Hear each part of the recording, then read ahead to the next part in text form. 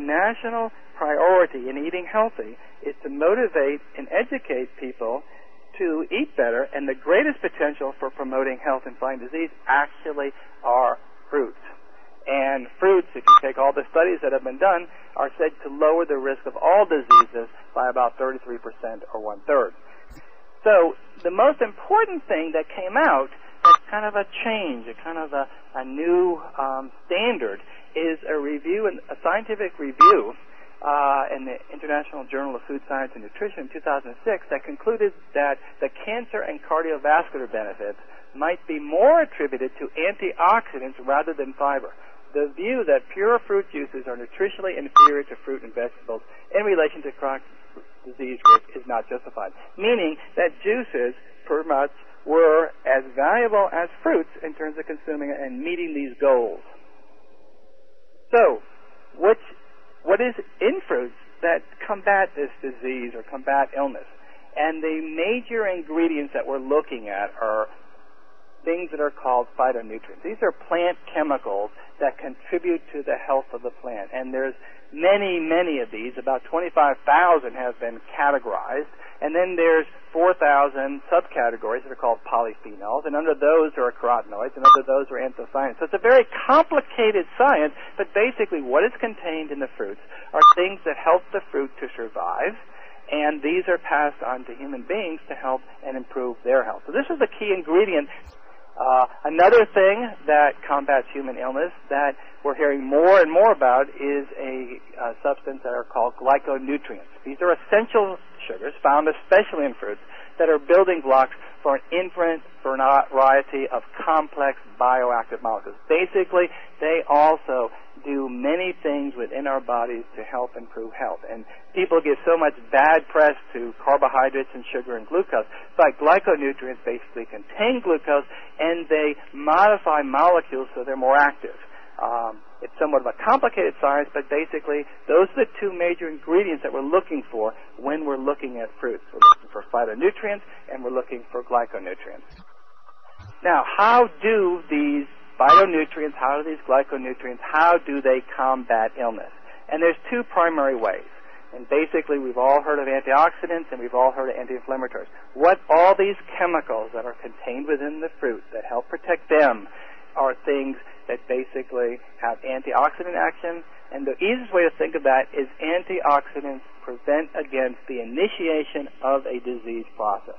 When the original injury happens, that is what they're trying to prevent. They're trying to neutralize free radicals which cause the initial injury. So you're preventing a lot of potential things when you have a wide variety of antioxidants, which basically fruits and vegetables are the major and best source.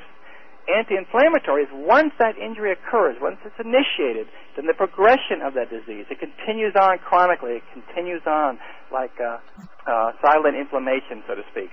And that is where basically a lot of these phytonutrients act. Because once it occurs, it helps to act as an anti-inflammatory. It acts against that chronic inflammatory condition where we have pain, redness, and swelling, and so forth.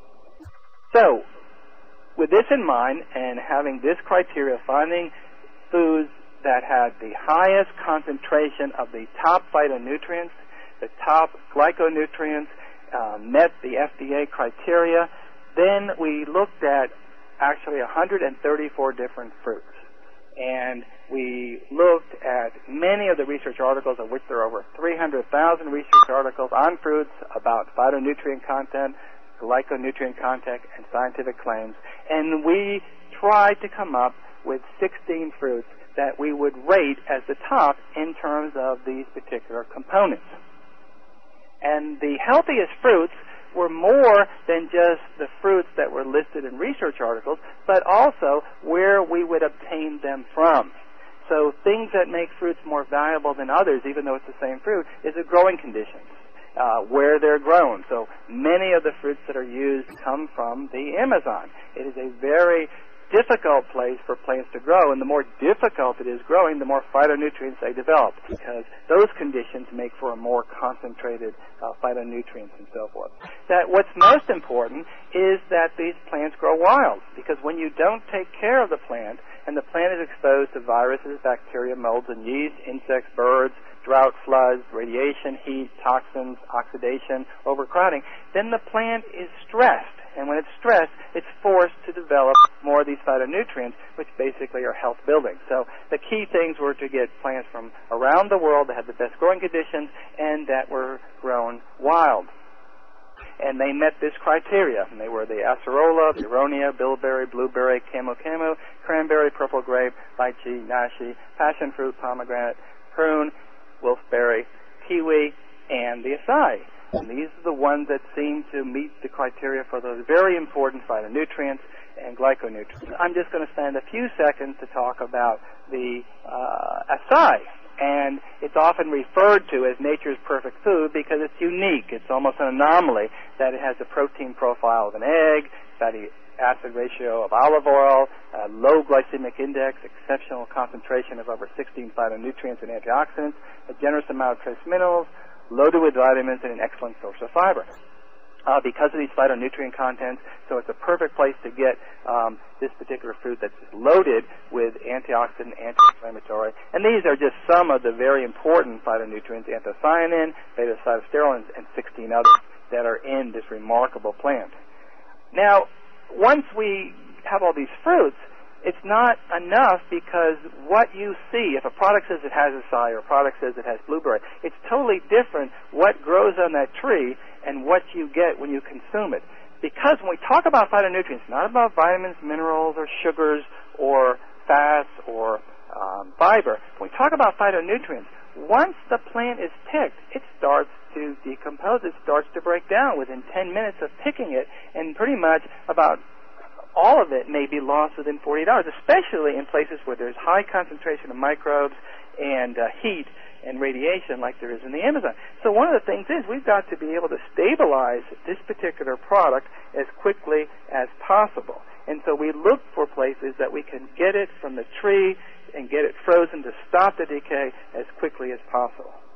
And then this very important step, which is the freeze-drying process. And this freeze-drying process is basically a superior form of preservation where we use a vacuum technique so that we don't destroy these valuable phytonutrients. It's at low temperature and it stops these chemical reactions which would decompose the phytochemicals. And so when studies are done on the average percent or the phytochemicals that remain with freeze-drying, that we retain 100% of those phytochemicals or phytonutrients compared to other products that are air-dried that retain 45% and spray-drying even less at 30%. So that alone means that we are being able to take directly from the tree to your home what is on